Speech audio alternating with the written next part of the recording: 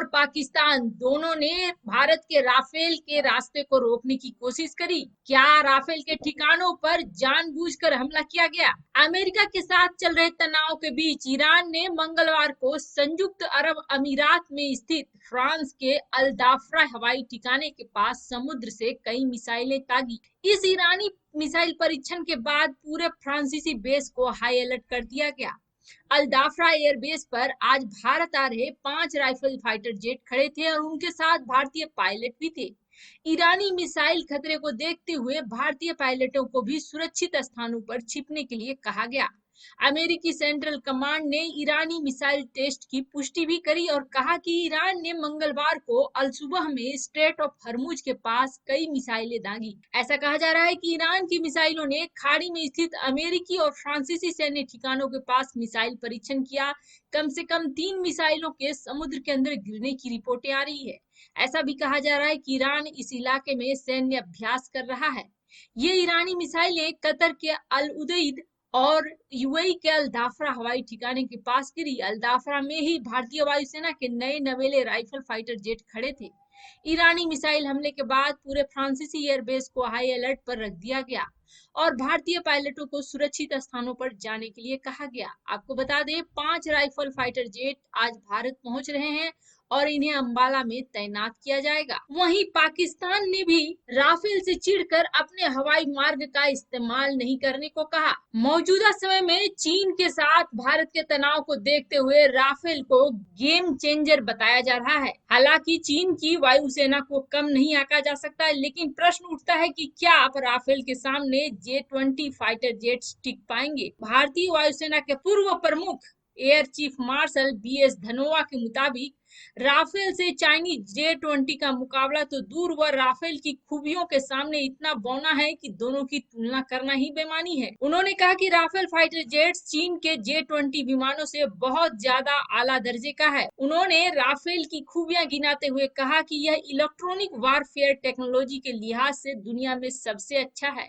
इसमें मिटियोर मिसाइलें लगी हैं जो रेडार से गाइड होती हैं और beyond visual range air to air missile है। भारत के राफेल में हवा से जमीन पर मार करने के लिए बेहद घातक हथियार स्कल्प है, जो कि पहाड़ी और ऊंचाई वाले इलाकों में चीन के पास उपलब्ध हर किसी हथियार पर भारी पड़ने वाला है। उन्होंने कहा, अगर चीन के साथ लड़ाई की नौबत आती है तो राफेल बिना संदेह पूरा खेल बदल देगा। अगर भारतीय वायुसेना दुश्मन के हवाई सुरक्षा को भेदने में कामयाब हुई तो होटन और गोंगर एयरबेस पर चीनी युद्ध विमानों को नेस्तानाबूद होना तय है। साथ ही उन्होंने कहा कि होटन में चीन के 70 विमान और लहासा में एक चीनी सैनिकों द्वारा निर्मित एक सुरंग के अंदर गोंगर एयरबेस पर करीब 26 विमान है।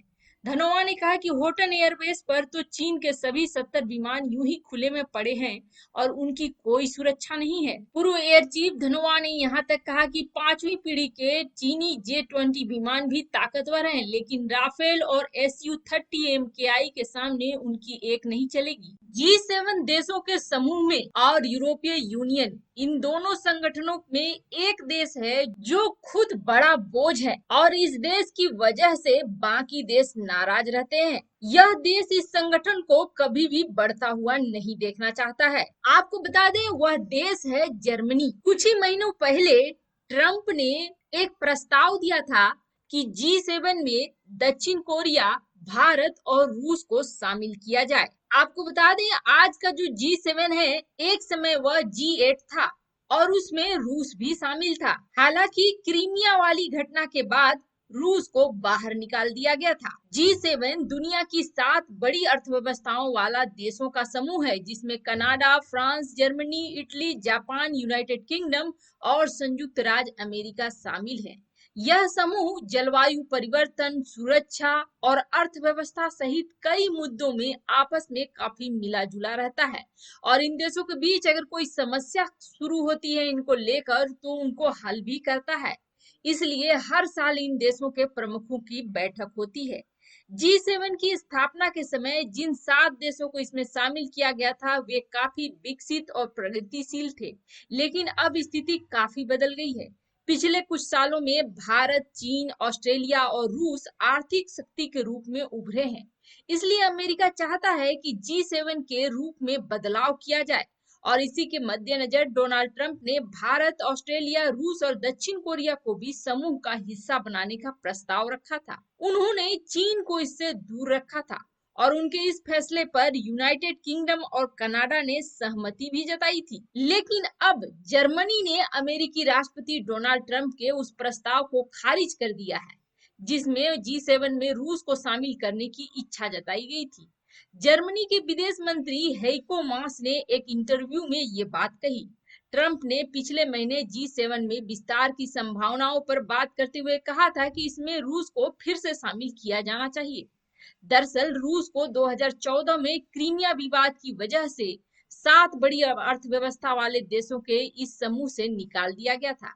जर्मनी के विदेश मंत्री ने कहा कि रूस को G7 में शामिल करने की कोई गुंजाइश नहीं है, क्योंकि उसने अब तक क्रीमिया और पूर्वी यूक्रेन के मामलों को सुलझाने के लिए कोई भी सार्थक पहल नहीं की है।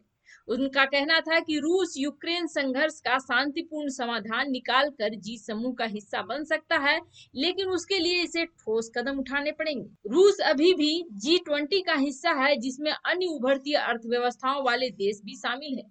अमेरिकी राष्ट्रपति ट्रंप के रूस के साथ साथ कुछ अन्य देशों को भी G7 के बैठकों में आमंत्रित करने के प्रस्ताव पर जर्मनी ने कहा है कि G7 और G20 अच्छी तरह से कोऑर्डिनेटेड फॉर्मेट है और अब हमें G11 या G12 की कोई जरूरत नहीं है। जर्मनी का कहना है कि रूस के साथ संबंध कई क्षेत्रों में जटिल हैं, लेकिन हम यह भी जानते हैं कि हमें सीरिया, लीबिया और यूक्रेन जैसे संघर्षों को हल करने के लिए रूस की जरूरत है। हमें रूस के खिलाफ नहीं बल्कि उनके साथ काम करना है, लेकिन रूस को अपने शांति प्रयासों में तेजी लानी होगी, तभी वह इस ग्रुप में एंट्री लेने की सोच सकता है। आपको बता दें, ट्रंप ने जो यह प्रस्ताव दिया था वह एक सोची समझी रणनीति और जिस रणनीति के तहत चीन को छोड़ रूस को शामिल करना था। आपको बता दें, रूस की इस वक्त अर्थव्यवस्था ही सबसे बड़ी प्रॉब्लम है उसके लिए।